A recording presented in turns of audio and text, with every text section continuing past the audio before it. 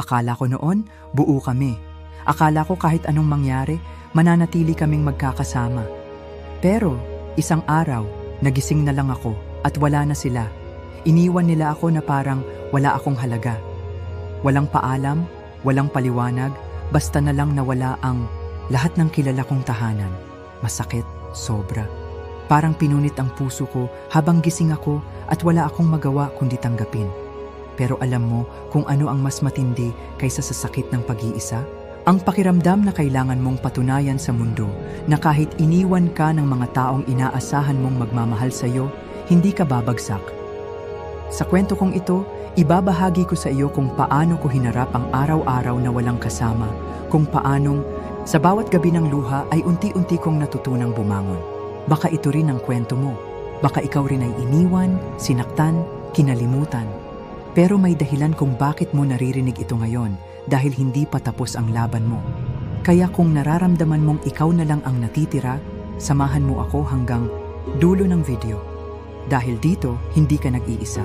Mag-subscribe ka ngayon at kung gusto mong suportahan ang mga kwentong tulad nito, maging miyembro ng ating channel. Sama-sama tayong babangon. Una, ang sakit ng pag-iisa. Hindi ko inakalang darating sa buhay ko ang panahong mararamdaman ko ang tunay na kahulugan ng pag-iisa. Sa dami ng tao sa mundo, sino ang mag-aakala na pwede ka pa ring maramdaman na parang ikaw lang ang natitirang nilalang na walang kakampi, walang karamay, walang nakakaintindi? Sa umpisa, akala mo kaya mong tiisin. Isang araw lang siguro. Bukas magiging maayos na ang lahat. Pero habang lumilipas ang mga oras, habang ang katahimikan ay lumalalim, doon mo mararamdaman ang bigat sa dibdib. Wala kang maririnig kundi ang tunog ng sarili mong hininga at sa gabi, ang tunog ng luha mong unti-unting bumabagsak sa unan. Minsan, hindi mo na alam kung ano ang mas masakit, ang kawalan ng makausap o ang pakiramdam na kahit anong gawin mo, wala kang halaga sa kahit kanino. Tinitignan mo ang sarili mo sa salamin at tanong ng tanong ang isip mo kung saan ka nagkamali. Bakit ka iniwan? Bakit parang wala namang nagmamalasakit? Dumating ako sa punto na kahit ang sariling anino ko ay tila hindi ko nakasama. Naglalakad akong mag-isa, kumakain akong mag-isa, natutulog akong mag-isa. Tumatakbo ang oras, pero parang nakatigil ako sa isang sulok ng mundo na hindi inaabot ng liwanag. Pero sa gitna ng lahat ng katahimikan, may naaaninag akong liwanag, maliit lang, pero malinaw. Sa dami ng oras na ginugol ko sa pag-iisa, natutunan kong pakinggan ang sarili ko. Doon ko narinig ang boses na matagal nang nananahimik, ang boses ng isang taong gustong bumangon. Hindi madali. Walang bigla ang pagbabago. Pero sa bawat araw na pinipili kong bumangon kahit walang dahilan, sa bawat gabing pinipili kong matulog kahit may mabigat na iniiyak, unti-unti akong lumalaban. Ang sakit ng pag-iisa ay totoo. Pero totoo rin na kaya mong lampasan ito. Hindi mo kailangang agad na hanapin ang pagmamahal sa iba. Minsan, ang kailangan mo lang ay simulan mong mahalin ang sarili mo, kahit paunti-unti. At kung ikaw na nakikinig ngayon ay nararamdaman mong ikaw na lang mag-isa, gusto kong malaman mong hindi ka nag-iisa sa pakiramdam na iyan. Marami sa atin ang dumaan diyan. At kung kaya naming lampasan, kaya mo rin. Hindi ito ang wakas ng kwento mo. Magsisimula pa lang ang tunay mong laban. Kung ramdam mo ang mga salitang ito, baka ito na ang tanda na hinihintay mo. Huwag kang bibitaw. Dahil sa dulo ng pag-iisa, naroon ang taong mas matibay, mas totoo, at mas buo. At ang taong iyon ay ikaw. Pangalawa, ang tanong na, bakit ako? Minsan, hindi mo naman hinihiling na mangyari sa iyo ang masakit. Hindi mo naman ginusto. Pero kahit ganoon, ikaw pa rin ang tinamaan. Ikaw pa rin ang nasaktan. Ikaw pa rin ang iniwan. At sa gitna ng lahat, isa lang ang tanong na paulit-ulit na gumugulo sa isip mo. Bakit ako? Bakit hindi sila? Bakit hindi ibang tao? Bakit ako ang kailangan masaktan ng ganito? Araw-araw, dala mo yung tanong na yon. Kahit hindi mo sinasabi, ramdam mo sa dibdib mo. Nasa mga mata mo, kahit nakangiti ka. Sa bawat hakbang, dala mo ang bigat na hindi mo naman pinili. May mga umaga na ayaw mo nang bumangon. Hindi dahil tamad ka, hindi dahil mahina ka, kundi dahil pagod ka na. Pagod ka ng umasa, Pagod ka ng masaktan, pagod ka na sa tanong na wala namang kasagutan. Pero alam mo kung anong natutunan ko? May mga tanong talagang hindi nasasagot sa simula. May mga bakit na hindi agad nauunawaan. Pero darating ang araw, makikita mo kung para saan pala lahat ng sakit na yon. Yung tanong mong, bakit ako? Magiging sagot iyan para sa iba. Dahil pag nakita nila kung paano ka bumangon, kung paano ka lumaban, doon nila mararamdaman na kaya rin nila. Yung sakit mo ngayon magiging inspirasyon bukas. Yung luha mong akala mo walang nakakapansin, yun pala ang patak na tutubo ng panibagong lakas. Hindi mo man naiintindihan ngayon kung bakit ikaw ang kailangang masaktan. Pero isang araw, magpapasalamat ka pa. Dahil sa sakit na yon, natutunan mong tumayo mag-isa. Natutunan mong maging matatag kahit walang sumasalo. Natutunan mong maniwala sa sarili mo kahit kailanman ay walang nagturo sa iyo kung paano. Kaya habang paulit-ulit mong tinatanong ang sarili mo ng, bakit ako? Gusto ko lang sabihin ito sa iyo. Hindi ikaw ang problema, hindi ikaw ang kulang. Hindi mo kasalanan kung bakit may mga taong hindi ka pinili, hindi ka pinahalagahan o iniwan ka. Pero ikaw ang pipili kung magpapatalo ka o lalaban. At kung pinipili mong lumaban, kahit hindi mo pa naiintindihan ang lahat, panalo ka na. Ang tanong na, bakit ako, ay hindi kahinaan. Isa yang tanda na lumalaban ka pa rin. Isa yang senyales na may pakialam ka pa sa mundo, sa sarili mo, sa kinabukasan mo. At darating ang panahon, hindi mo na itatanong yan. Dahil makikita mo na ang sagot. At ang sagot ay ikaw. Ikaw mismo ang sagot. Sa bawat luha mong pinunasan, sa bawat hakbang mong ginawa kahit hirap, sa bawat panahong pinili mong manatili at hindi tumakbo, hindi ka nag-iisa. Kung tinatanong mo pa rin ngayon kung bakit ako, kapit lang. Kasi ang kwento mo hindi pa tapos at ang dulo ng kwento mo hindi luha, kundi tagumpay. Pangatlo, mga gabi ng tahimik na pag-iyak. Hindi ko na mabilang kung ilang gabi akong umiiyak ng tahimik. Sa dilim ng kwarto, sa ilalim ng manipis na kumot, paulit-ulit akong sumisigaw sa loob ng sarili ko na pagod na ako. Pero walang boses na lumalabas. Walang makakarinig, walang makakaintindi. Sa araw, pinipilit kong ngumiti. Parang walang nangyayari. Pero sa gabi, doon lumalabas ang totoo kong nararamdaman. Doon ko hinaharap ang lahat ng sakit na itinago ko buong maghapon.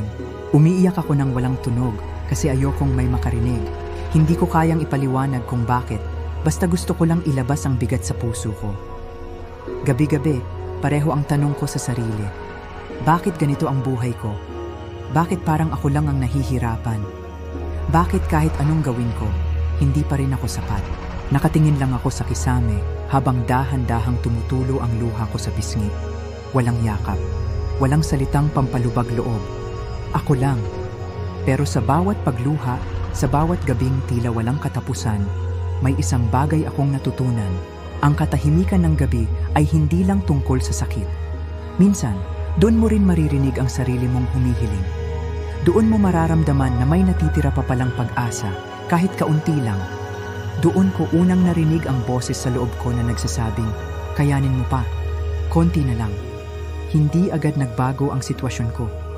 Pero gabi-gabi, sa gitna ng mga tahimik kong pag-iyak, nagsimulang tumibay ang puso ko. Unti-unti kong natanggap na hindi ko kontrolado ang lahat, pero kaya kong piliin kung lalaban pa ako o hindi. At pinili kong lumaban. Ngayon, kapag naaalala ko ang mga gabing iyon, hindi na lang puro sakit ang nararamdaman ko. Nakikita ko na rin ang lakas na tinuro nila sa akin. Hindi madali, oo. Pero kung hindi ko yon pinagdaanan, hindi ko malalaman kung gaano katibay ang loob ko. Kaya kung gabi-gabi ka ring umiiyak ng tahimik, gusto kong malaman mong hindi ka nag-iisa. Maraming katulad mo na tahimik ding lumalaban. At kahit hindi mo pa makita ang liwanag ngayon, darating din ang araw na mararamdaman mong hindi ka na umiiyak dahil sa sakit, kundi dahil sa tagumpay. Laban lang. Isang gabi pa. Isang araw pa.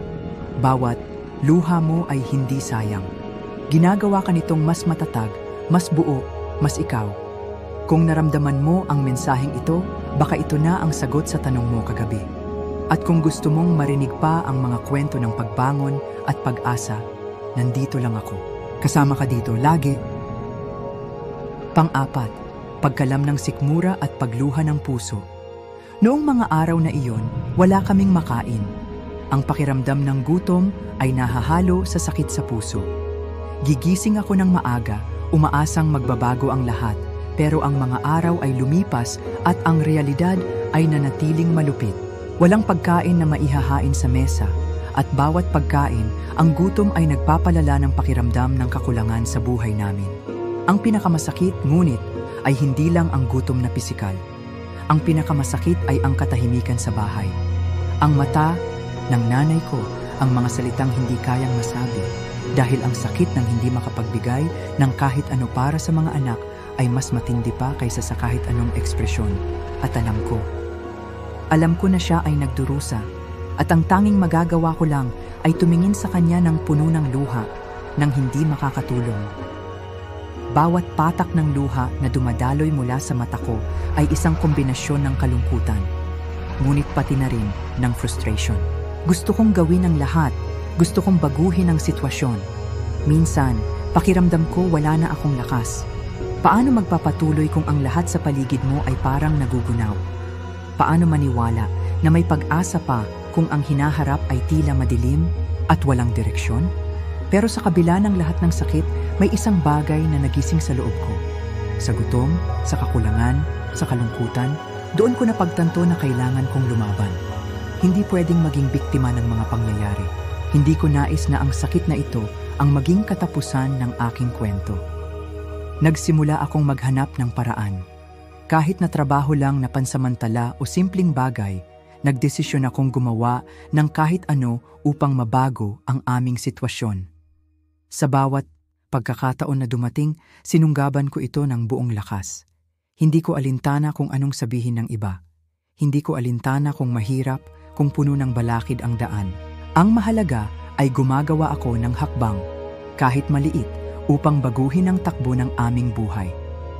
Ngayon, kapag tinitingnan ko ang nakaraan, nakikita ko na ang gutom sa tiyan at ang mga luha sa puso ang nagturo sa akin ng pinakamahalagang aral. Tinuruan nila akong maging matatag. Tinuruan nila akong ang mga pagsubok ay hindi katapusan, kundi pagkakataon na mag-umpisa muli. Bawat hirap, bawat luha ay nagpatibay sa akin. Ang sakit ay naging gasolina na nagtulak sa akin upang magpatuloy, upang lumaban para sa mas magandang bukas. Alam kong para sa marami, ang mga salitang ito ay maaaring pamilyar.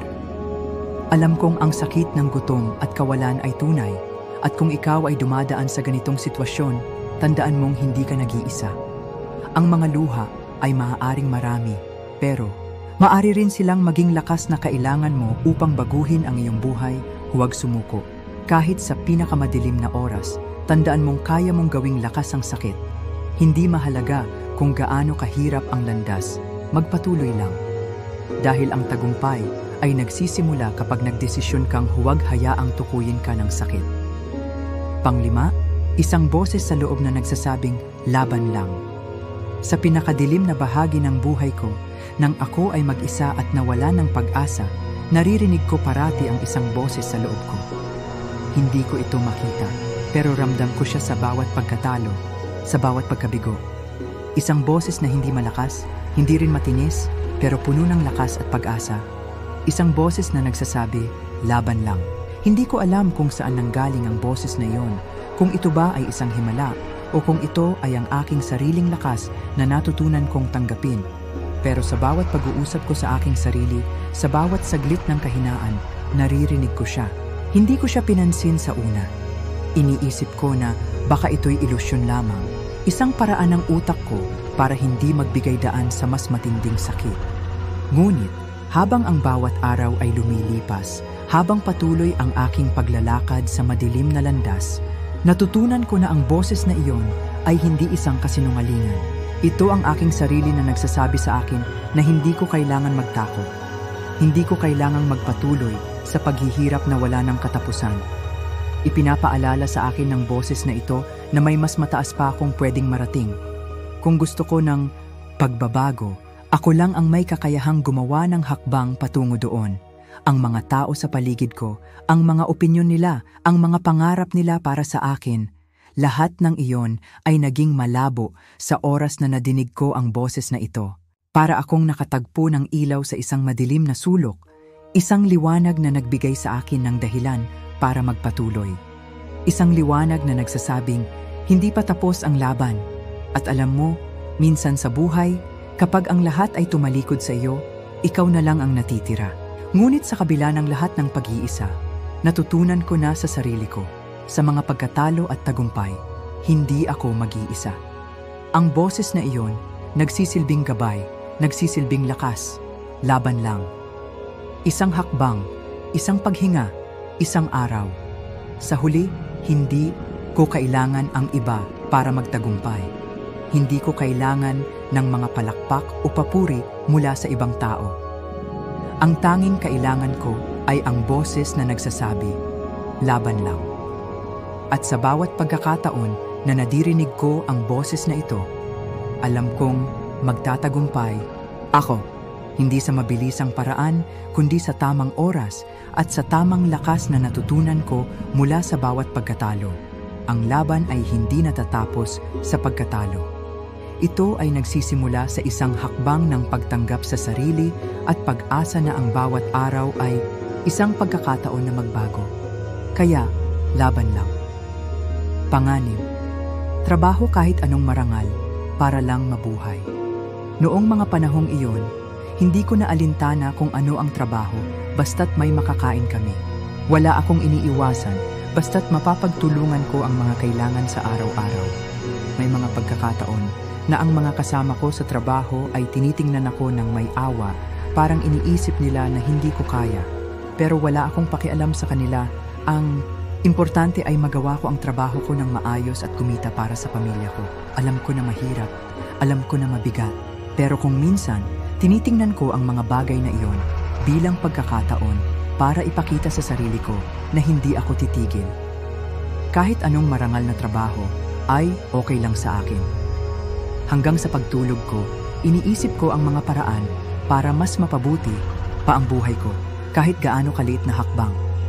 Minsan, yung simpleng trabaho lang, tulad ng maglinis sa isang kanto o magbenta ng kakanin sa kalsada, siya na pala yung nagiging daan para makakita ako ng mas magagandang oportunidad. Hindi ko alam kung kailan darating, pero ang alam ko, habang nandyan ako at nagsusumikap, may mga pagkakataon na maghihintay para sa akin. May mga araw na kapag uuwi na ako galing sa trabaho, pagod na pagod, iniisip ko kung hanggang kailan ko. Bakaya, minsan tanong ko sa sarili ko, bakit ako nandito? Pero habang papalapit na ang gabi, naiisip ko, hindi ito permanente. Ang lahat ng hirap ay may kapalit at ang tanging hindi mo matututunan sa buhay ay ang sumuko. Kaya kahit anong marangal na trabaho, tinanggap ko at ginawa ko ng buo ang aking makakaya. Minsan, hindi ang laki ng trabaho ang mahalaga, kundi ang pagsusumikap na ibinubuhos mo rito.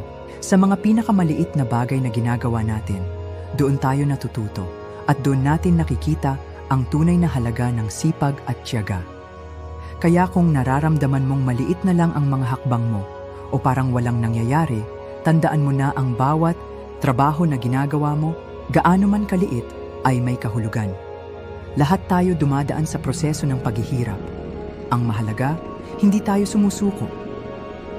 Pampito, pagtingin sa salamin at pagkakita ng bagong sarili. Nakita ko siya sa salamin, ang aking sarili. Hindi ko noon nakikita ang aking tunay na kalakasan.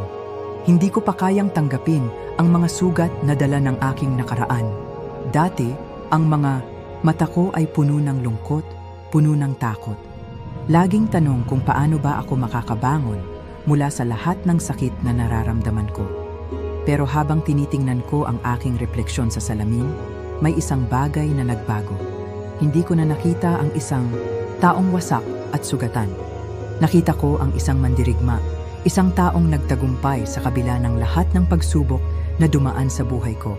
Ang lahat ng mga tao ng paghihirap, ng pag-iisa, ng mga gabi ng pagluha at pagnanais ng tulong. Ang lahat ng iyon ay naging dahilan para maging matatag ako.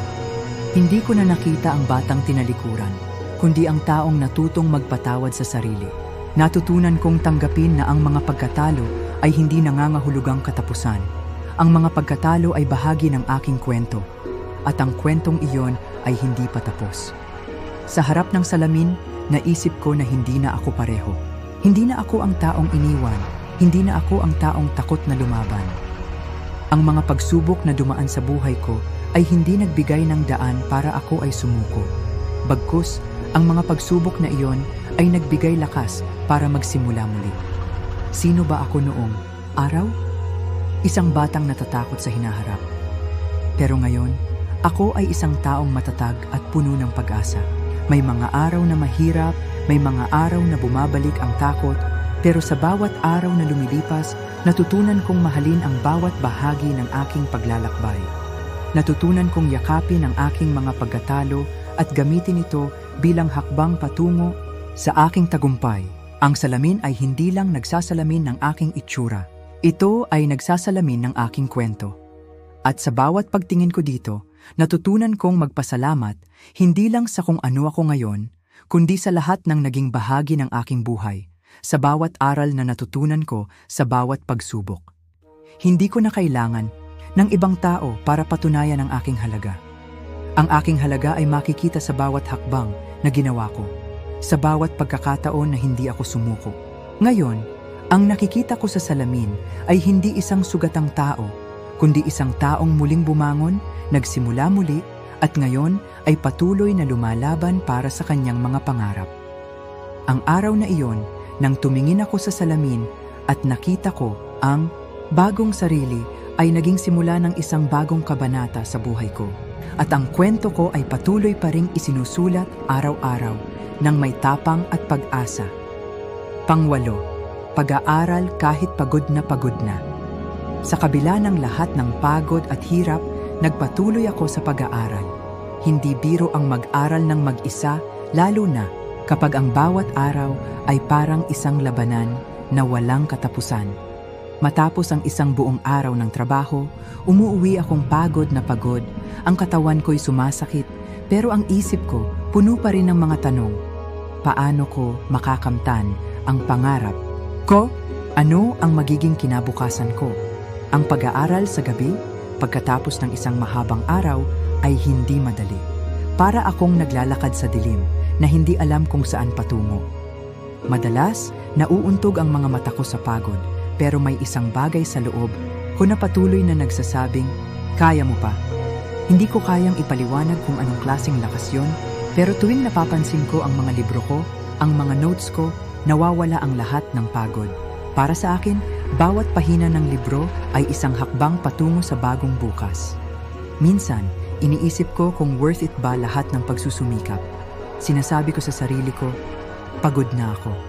Pero sa kabila ng lahat ng pagdududa, napagtanto ko na ang bawat saglit na iyon ng hirap ay isang hakbang patungo sa aking tagumpay.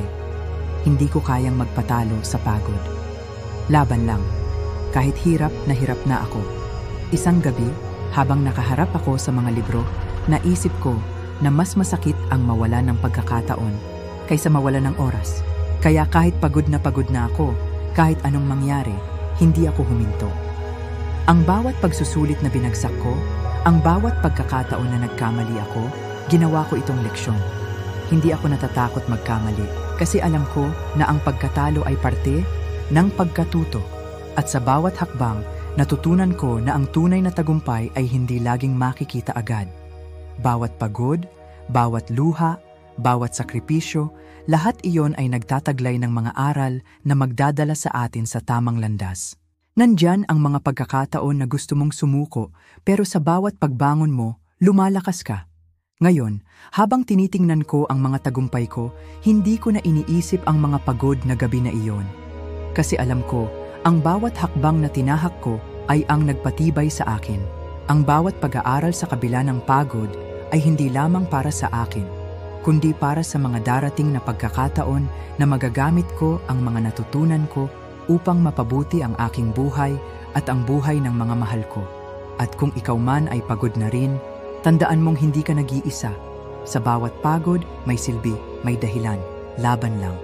Dahil ang pagsusumikap mo ngayon ay magbubunga ng magandang bukas. Pangsyam, Hindi na ako biktima, isa na akong mandirigma. Dati, nararamdaman ko na parang ako'y natagilid na sa buhay. Ang mga mata ng ibang tao, puno ng awa, ay tila nagpapalala lang sa pakiramdam ko. Naging biktima ako ng sitwasyon ko. Iniisip ko na siguro, ganito na lang ako. Hindi ko na kayang makaalis sa kahirapan.